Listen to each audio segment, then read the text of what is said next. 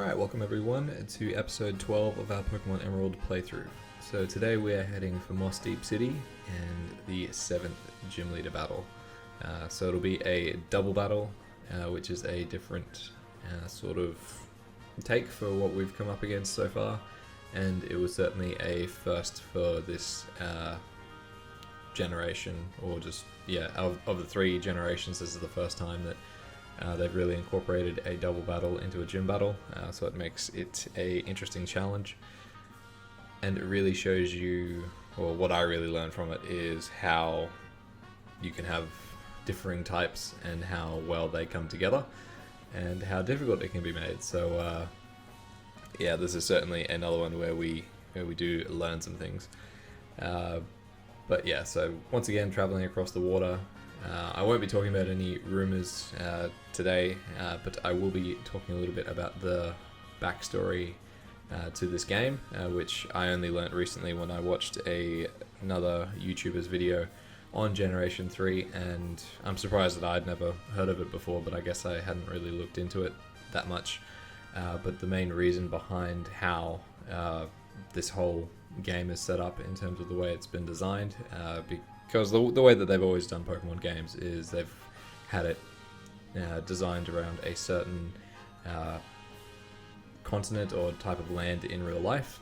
So like, for example, the Alola region was based on Hawaii with the different islands, and with Generation 3 they took a big focus on the environment. So there's always a different cause going from game to game in terms of what's going on, and they've certainly escalated it from its humble beginnings of just the mob taking over a part of the town and trying to steal Pokemon, to that continuing in the second generation, to what they're doing in this generation, where they're attempting to influence the weather with both Team Aqua and Team Magma.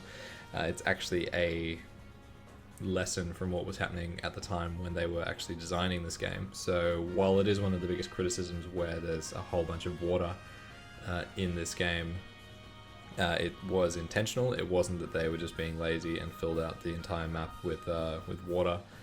I do think they were a little bit lazy in some parts where they only filled it with a certain amount of water type Pokemon when they had a full cast full that they could have made it a little bit more interesting in terms of what you run into, but in terms of the overall design, it's actually an interesting take on history, and I found the video that Tamahiro put together very interesting, so I'll link it in the description down below just for anyone else who's interested in learning about it. But it was a decent chunk of time just to sit down and listen and watch just the comparisons between like what they've done in this game and what was happening in real life, and it's actually very interesting looking back on like how these games were designed and what they actually had in mind back then, because looking back on it now, I guess you can say that about a lot of things, but looking back on it now, that it seemed like they had a whole bunch of things planned out in terms of from one generation to the next, in terms of how they laid it out, but it's not always like that. They didn't know that Pokemon, when they made the first generation, was going to be as successful as it was. Red and Green certainly weren't, first off the shelf when they first got released, but they did reach that high point where it became an international craze, and then around the time, I think, when they were coming out with Gold and Silver, it really started to pick up from there, and then Generation 3 was developed at a different stage. And yeah, the story that it tells, like, I don't really want to run over the story that's in this game, but what the prime focus of it is, and it tries to draw attention to it in terms of what was happening, and is probably still happening now actually, but how countries are developing more and more of a man-made landscape where they're changing the environment around them, being that they introduce dams, or they just influence certain things to stop the water from going to certain places, and in order to create more farming land or things like that, and that's it's a very, very rough description of what happened, but it was interesting just to to learn about that in terms of its real world impacts and how they tried to shine a light on it, and the fact that bringing the heavy forested areas that they introduced, they really wanted to show that to another generation because of other things that were happening at the time. So it's quite interesting of a story.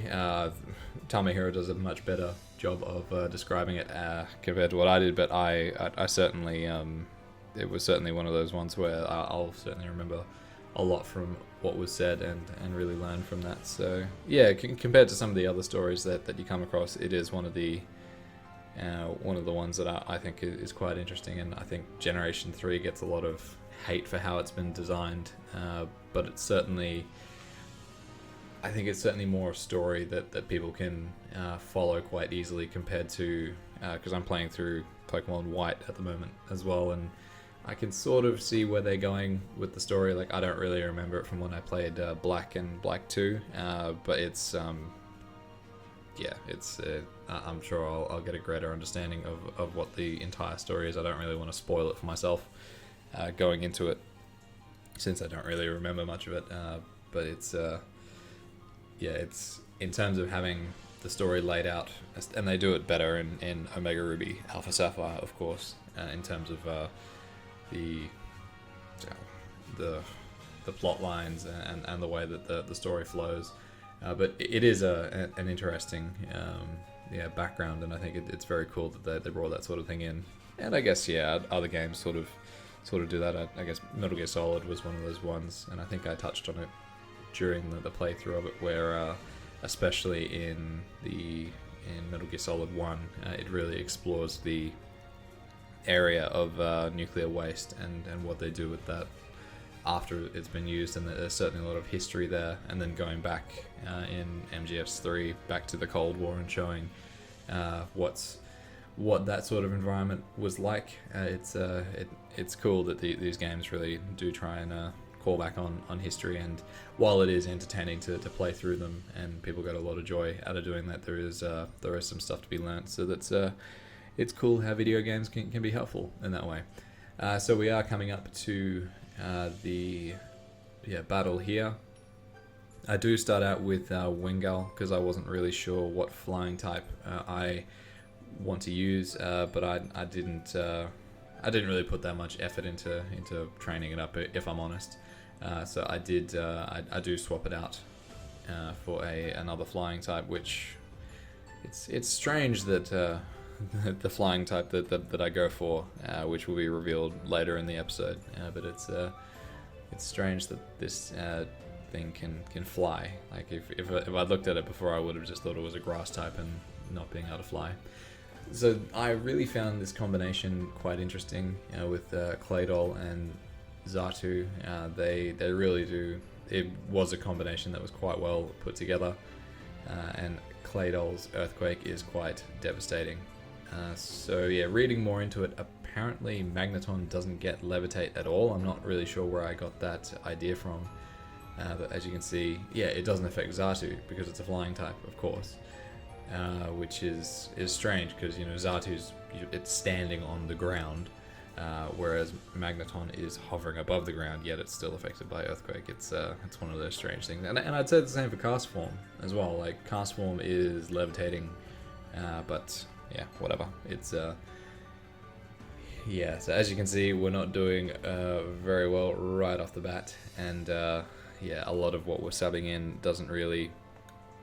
It's unfortunate that it doesn't last very long with Earthquake there, and it clearly showed that I needed to do some work. So once again, bringing out Wingull, it does have the same benefit as Xatu there, where it is a flying type, so it doesn't get affected by Earthquake, but it's it doesn't bear too well against Psychic, unfortunately. So and then Claydol's got Psychic as well, because this is a Psychic type gym. And so I did read up on some strategies, and the general idea is to constantly batter it. Since Surf is a attack that attacks the entire map, it's good to use it there. And we both use Hyper Potions, and It's one of those ones where it's very hard to come up against if you don't have the right team. So we have blacked out here. So I'll jump straight back into the next battle with them here. So this comes with a revised team, and I have done a little bit of training. I'll be honest, there wasn't really that much I could do around the area. So what I ended up doing, I did try out training in the water areas surrounding Mossdeep City, but there wasn't anywhere really to get that grade of EXP. So what I ended up doing was going back to the magma hideout in Mount Chimney and training on water types there. So what I did was I pretty much used Swampert with an EXP share on Cast Form, and then I think I swapped the EXP share to something else as well. I can't remember what it was, but yeah, I pretty much decided to work out what my combinations would be, and Cast Form's actually proving to be quite a handy teammate. It does get taken out here, but the Ice Beam did do a great amount of damage to Claydol there, and Tropius is the flying type that I've swapped it in for. Yeah, so it's funny that it's a grass type and a flying type, which is a bit weird, and I wouldn't have considered it being able to fly, but I think I'm going to run with it, being my flying type. I've never used it before, and it's something I quite enjoy doing from new playthroughs, where I do have my favorites from generation to generation, but yeah, it's something where I do try and bring new things into it. So there's an interesting AI change here where they've brought out Solrock instead. So the entire team encompasses Solrock, Lunatone, Claydol, and Xatu. So I do bring some revives in here, but I was getting a little bit desperate towards the end, because how many challenges did I do against these gym leaders? It was probably about 4 or 5 where I was trying out different combinations, and yeah, it was quite a lengthy recording session.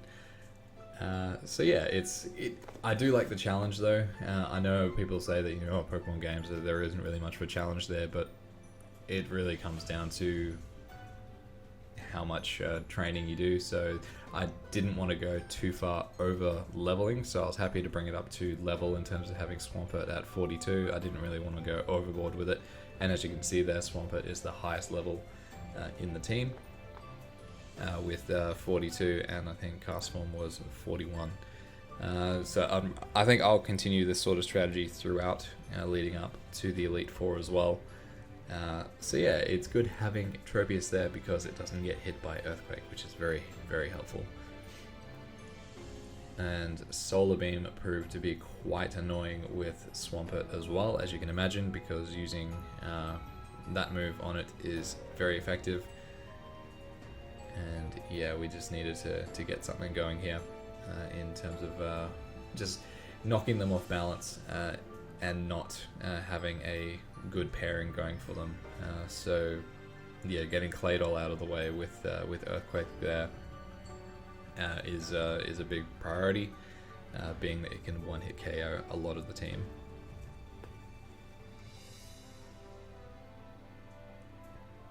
And I think one of the things that also was helpful was I was unlucky to miss the Sable there, because that was something I was trying to implement quite a lot as well, just trying to handicap Claydol with getting rid of Earthquake. But what I found was subbing in and subbing out, knowing when Solar Beam was going to be coming, so as well as trying to change the elements here to stop Sunny Day from being like an automatic.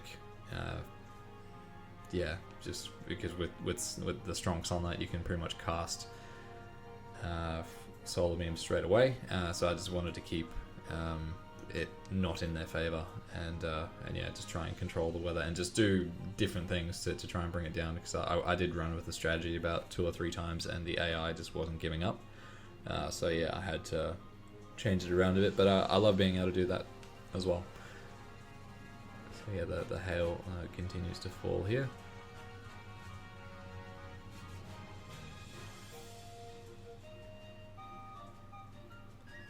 And yeah, being very quick, Cast Form does the job and gets rid of Claydol for us.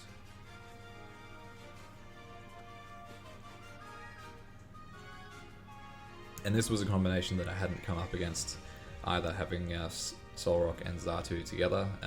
Quite often what was happening was I was able to get through Xatu and Claydol, and then Solrock and Lunatone would come out, and they'd just play off each other, and I wouldn't be able to get anything really going, because even Surf really wasn't doing much, and Muddy Water wasn't doing much against both of them, which was a bit frustrating. Yeah, once again, just controlling the weather here. So I'm actually quite happy with Castform. It's a very, very cool Pokemon.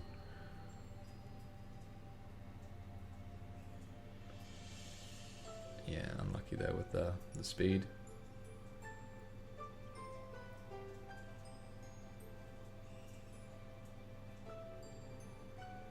And I know it would make it a bit easier, but it was almost, I was wishing that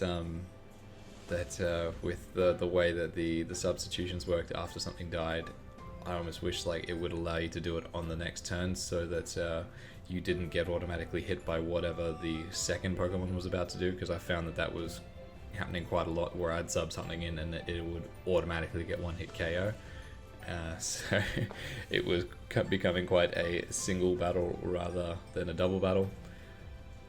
So I lucked out there with the with the Solar Beam not being too strong. So getting Solrock out of the way was a big help, because I didn't find it as difficult when I was coming up against both Lunatone and Solrock in the past.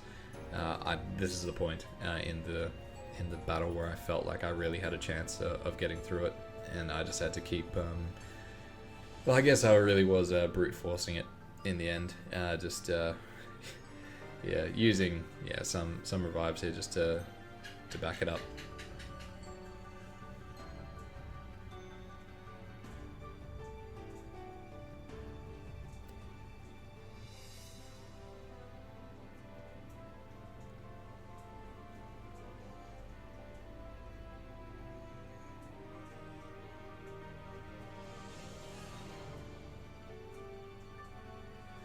So it was just strange how, the water type moves weren't doing as much as I thought they would. But yeah, the accuracy decrease really helps there in that situation too. And not having Solrock there to change the weather, the hail continued to fall, which, while it impacted on my team, it was good to bring them down within striking range as well.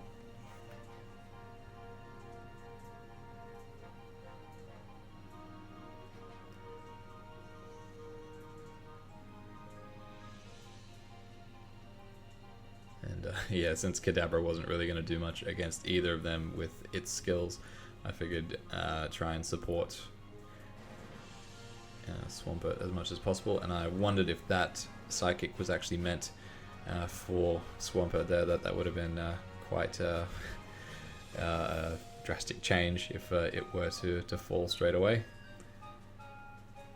And yeah, we're both using lots of Hyper Potions. And yeah, the accuracy fall really came in handy.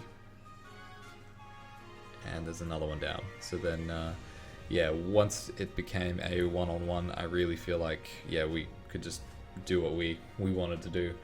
I wasn't really going to take any chances if I needed healing, but I figured I didn't. And yeah, Calm Mind, it was a good way to buff up, but yeah, we got there in the end, so I was very happy with that result. So yeah, it was a good combination of different things, a few revives and all of that, but it got us through. What was I keep saying it's the most challenging of them, but I'd say that this one took me the most time to get through in comparison to, while Winona was a bit of a challenge, I think I did it in 2 or 3 goes. 3 goes, yeah. So this one took me probably about 4 or 5, going back and doing a little bit more grinding each time, just trying to find the level. But yeah, we got through them, and we've only got 1 gym to go. So there's a bit more storyline involved between here and there, I believe. But that's where we'll leave it. So thank you very much for watching. Please do and go and watch that video that I'll link in the description below, because it does provide some history. There are a little bit of spoilers in there, so if you haven't seen this game before, probably don't. But yeah, it is worth watching either at the end of the series or at some point just to learn some history. Alright, thank you for watching. See you later.